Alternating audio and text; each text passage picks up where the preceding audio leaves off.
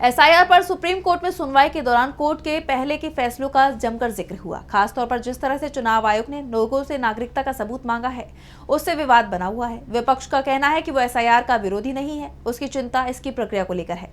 Supreme court में सुनवाई के दौरान लाल बाबू हुसैन का जिक्र किया गया, तो क्या है ये पूरा मामला, जानेंगे इस रिपोर्ट में। बिहार में जारी एसआईआर प्रक्रिया को लेकर लगातार दूसरे दिन भी सुप्रीम कोर्ट में सुनवाई हुई।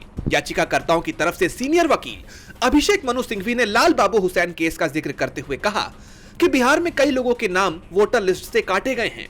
ये लोग पिछले चुनाव में वोटर थे, उनके नाम पहले से वोटर लिस्ट में थे और जब उन्हें हटाया गया, चाहे संशोधन गहन हो या कुछ और, नाम हटाने की प्रक्रिया का पालन करना जरूरी था। इसके साथ ही सिंघवी ने कहा कि चुनाव आयोग लाल बाबू केस की कसम खाता है। बिहार से पहले उसका सामान्य दृष्टिकोण तो यही था। कोर्ट को झारखंड मामले में चुनाव आयोग के दायर शपथ पत्र को देखना चाहिए। अब हम आपको बताते हैं कि आखिर लाल बाबू हुसैन का मामला क्या था, जिसका जिक्र अभिषेक मनु सिंघवी ने कोर्ट में किया। दरअसल चुनाव आयोग की तरफ से महाराष्ट्र में वोटर लिस्ट के गहन पुनरीक्षण का काम शुरू किया गया था। इस दौरान जिला अधिकारियों को चुनाव आयोग ने निर्देश दिया था कि जिन लोगों की नागरिकता पर संदेह है, उनके नाम वोटर लिस्ट से हटा दिए जाएं।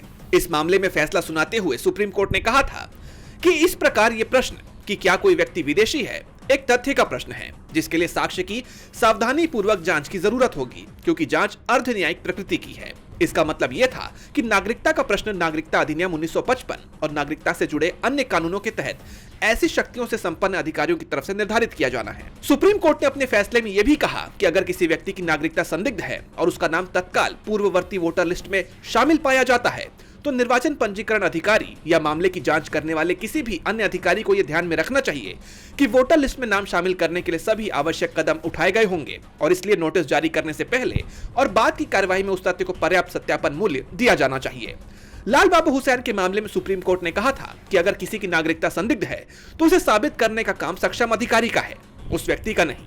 सुप्रीम कोर्ट ने चुनाव आयोग के उस आदेश को भी रद्द कर दिया था जिसमें उसने पहचान पत्र और राशन कार्ड को नागरिकता का सबूत नहीं माना था। सुप्रीम कोर्ट ने 9 सितंबर 1994 को चुनाव आयोग की तरफ से जारी उस निर्देश को रद्द कर दिया जिसमें अधिकारी को कुछ डॉक्यूमेंट को स्वीकार करने से रोक दिया गया था। न्यायालय ने आदेश दिया कि प्रभावित लोगों की तरफ से प्रस्तुत दस्तावेजों को स्वीकार किया जाए और इसी फैसले का जिक्र अभिषेक मनु सिंघवी ने सुप्रीम कोर्ट में किया। डीबी लाइव की रिपोर्ट।